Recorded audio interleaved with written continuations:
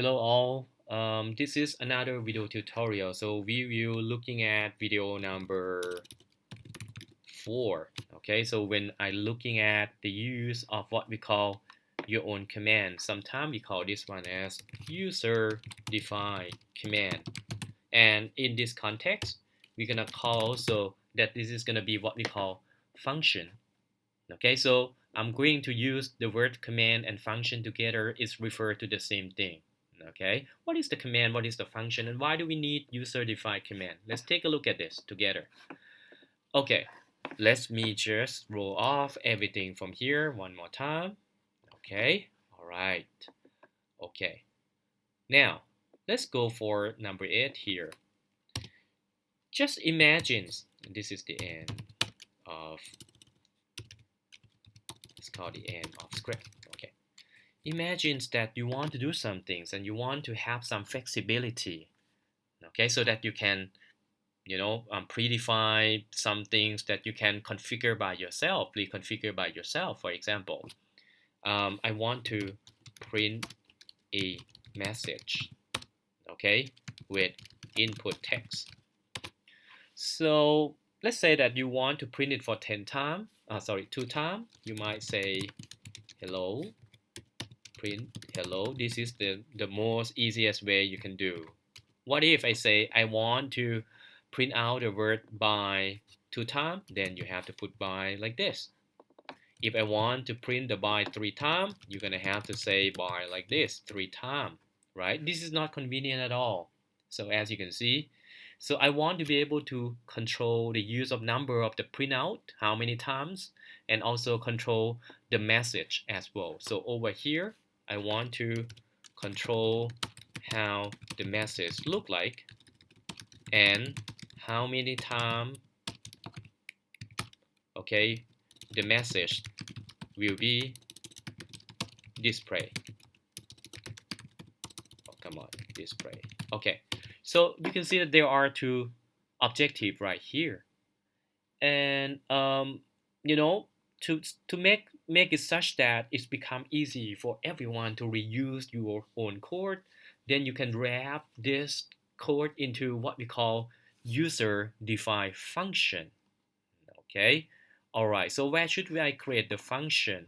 Well, there are many concepts about the location that you can put your function, but for now, allow me to put another function outside the main entry point. For example, okay, I want to create the new command or function. I'm gonna call them as display. Okay. Now for each command or function, I also have to use the parentheses. If you remember, the parentheses is used to define making decision for if else. The parentheses is used for loop to specify the looping condition. The parentheses for a function, on the other hand, will be used to specify the number of the input. So over here, we want to control two things: how the message look like and how many times the message will be printed. Therefore, we're talking about two input. Okay, so you can put that two input right here. First is going to be the message itself that you want to print out. The second input is going to be how many times you want to print out. What about if I say like count? Okay, and you can separate each input by comma like this. And unlike most of the languages like Python or JavaScript, each definition that you put right here needs to be defined or make variable declaration. So for example, this one's supposed to be string, and for counting how many times, then we're gonna use the integer so that this become variable, this become another variable, this variable support the text, this variable support the integer. This is how you specify one more time the command. The command doesn't need to have, like the parentheses doesn't need to have input, but in our case, we want to show you advanced version first, and then we show you the function that doesn't have input at all. Okay, all right. Now, just like any other control block, then you need to have the beginning and the end of your function. So that's going to be the beginning, this is going to be the ends. And usually I put EF to represent that this is going to be the end of the function. So as you can see that there are so many bracket matches right now, it is better to make the comment. Okay, what else? So over here, we are going to make use of the looping commands that allow us to perform things many times. You still remember what was the command? We use the for loop, so we put the for, then we put the parentheses and the brackets. Okay, and inside the brackets, then we put end of loop. Sometimes I just put EL to represent the end of loop. Okay, now because we want to print this out based on this how many times. So this guy is gonna tell us what is the number. So therefore, we're gonna say we have three different parts separated by semicolon. The first part is always initial value. The last part is gonna be our incrementator. So it's gonna be I++, and this one is as long as the value of I is less than, usually we use the fixed number like 2 and 3, right? This time we're gonna take this as the input, so we represent to this as the count. Okay, and then you can print directly. Instead of just put like hello, then you can just put message as the input. Now you might wonder, Ajahn, how can we use this function? Well, again, one more time, the function or command, okay, has number one, the name of function right here. Okay, number two, list of input.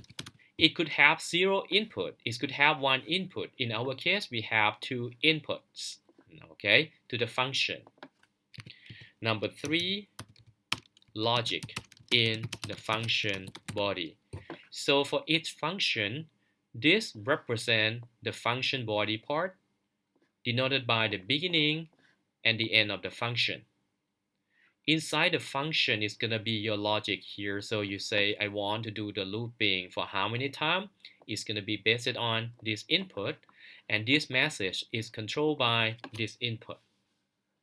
Okay, now if you want to use this display in your main entry port, then you can just simply say display and then hello, and you can say that I want to print it out for, let's say, 3 times and semicolon. And here is what happened. Let me print it out first. You can see that now it's going to print out 3 different messages. This is what happened behind the scene. So whenever the main function is executed, it's go down and say, oh, line number 8, what do you want to do? Oh, you are who you are. They say, oh, you look like a function because you have parentheses and you take input. So they're going to look up all of your script to see if we have already implemented the function name display or not. So as you can see, they found one and say, oh, good, I found you. Now, they say, okay, now it's going to take 2 input. The first value, which is hello, will be assigned to this variable as the text. The second input, which is 3, will be assigned to the variable count. So therefore, from now on, whenever you reference to the message, then the value will be equal to hello. And when you reference to the count, the value will be equal to 3. Okay? And then you reference to the count right here, you reference to the message right here. Okay? Easy as that. Now, the magic is here. So you can reuse this function for something else. For example, you can say, I want to display by for 10 times. See, now you can control 2 different inputs. The hello, and also, what else? The number of the printout. Then you can print it out like so. Okay, so this is how you make the function. Function is one of the powerful concepts in your coding, regime.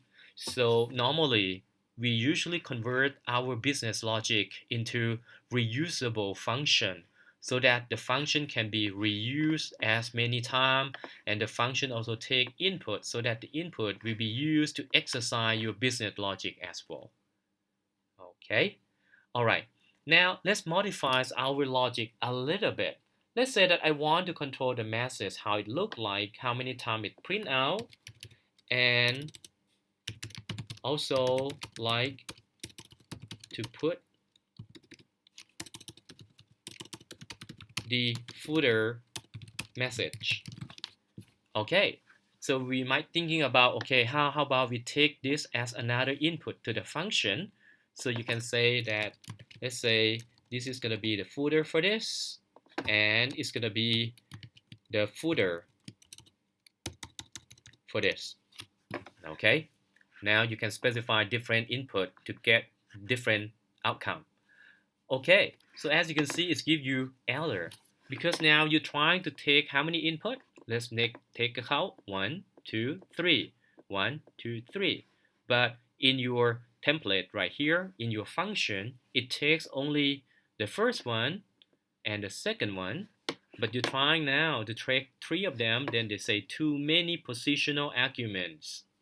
Okay, so that is why you have to fix it. How do you fix it? Well, you have to add one more input. Either you remove this to remain perfect for this, or if you want to implement this additional input, then you can say look like the value is based on the text. So you put footer, and you can put string in front of this. Okay, now if you line it right now, seem like the program landing files, but you did not see any footer, right? That is because you also have to implement that part. Okay, so over here you can say print the footer itself right below, right here, after you finish all the loop. So therefore, after I have done this, then you're going to see that we have the footer for the first group of message. We have another footer for the second group of message. I have seen that some of you in the past, you do not understand the use of this at the end of the loop because you put it inside the loop directly. And see, if I include this inside the loop directly, what happened? It's going to print this out as many as you like along with this message.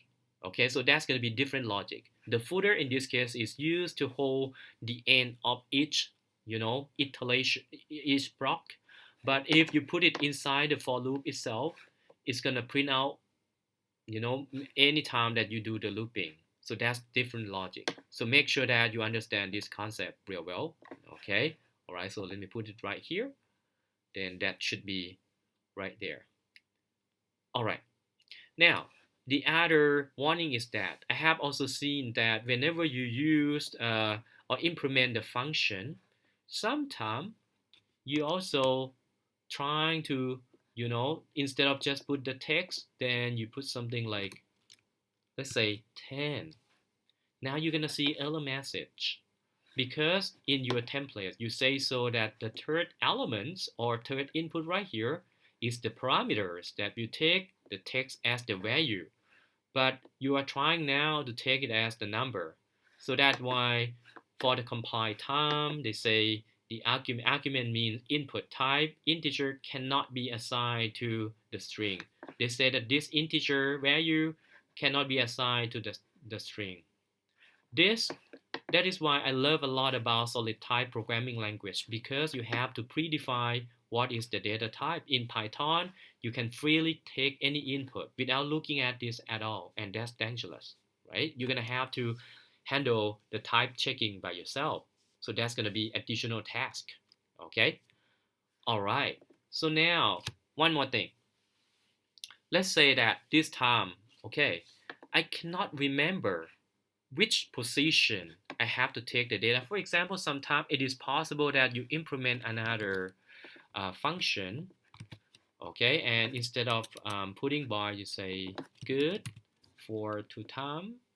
Let me make the comment for the above, okay, and then let's run this script one more time. Okay, so that's good. But sometimes, let's say that you create the function about a month ago or maybe a year ago, and you could not remember. Should you take the text first, followed by the number, and followed by the text, and where is the position? Sometimes it's possible, and you might mistakenly just like put to right there, like that, and suppose that you cannot see this code because it's maybe located like 100,000 lines below and you cannot just scan to it. So therefore, you're gonna see the error message. So as you can see, if the number of the input keep increasing, then it is very difficult to remember, okay, where is the position of your input, what is the name of the input, right? So you can overcome this problem by introducing what we call optional operators in DAS. You can simply just enclose the entire parameter set here. Look at the highlight. Just cover it with the brackets. So you put the beginning of the brackets and the end of the brackets. Okay, so once it's become the brackets, then what you can do is you can now, okay, inside your function, instead of just putting it that way, okay, you can say that you have count, okay, equal to um, let's say 10, comma, then you can have message. Well, how about this? Let's follow the rule first. So you're gonna have message equal to, let's say, good day, and in here, when you specify the name parameter here, you put the colon followed by the value itself.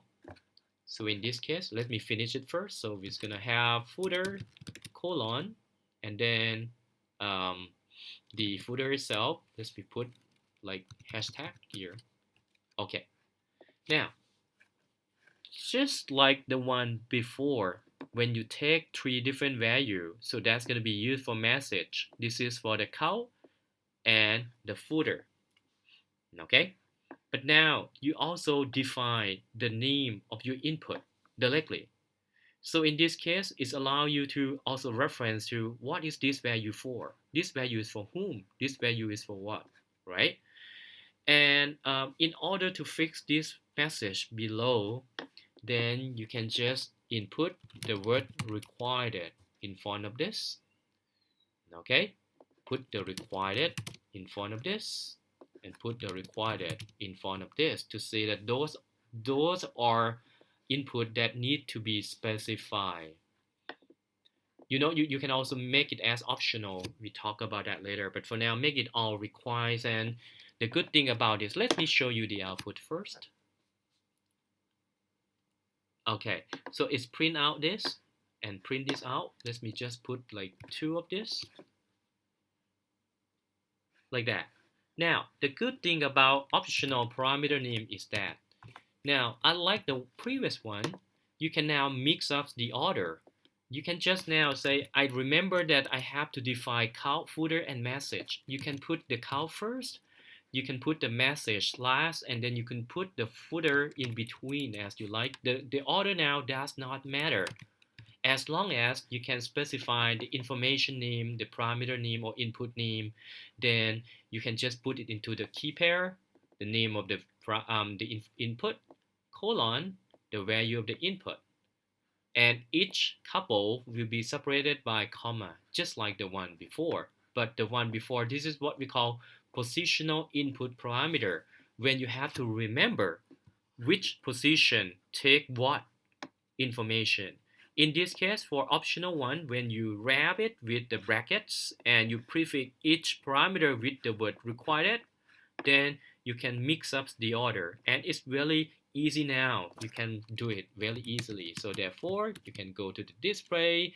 You can take the message. You can take the footer first, footer like this, and then you can take the count later on, like 3, and you can take message like MSG, for example, and you can line it, and that's the output.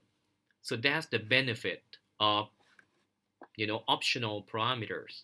And from now on, whenever you put brackets before and after the parameter set right here, we will call them the parameter name or the name parameters.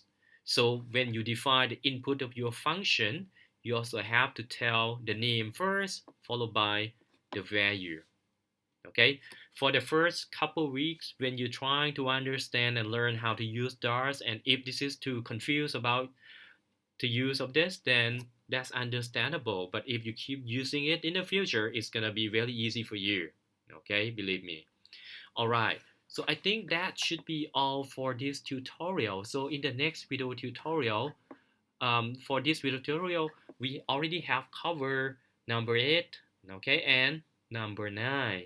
Okay, starting from next video, we are going to talk about advanced version of the use of DAS whenever we have to define the business entity, not just like one or two information anymore. We are talking about like the business entity like students, banking account, or business transaction. It is better if you do this in data modeling techniques. Okay, we talk about that in the future. Thank you.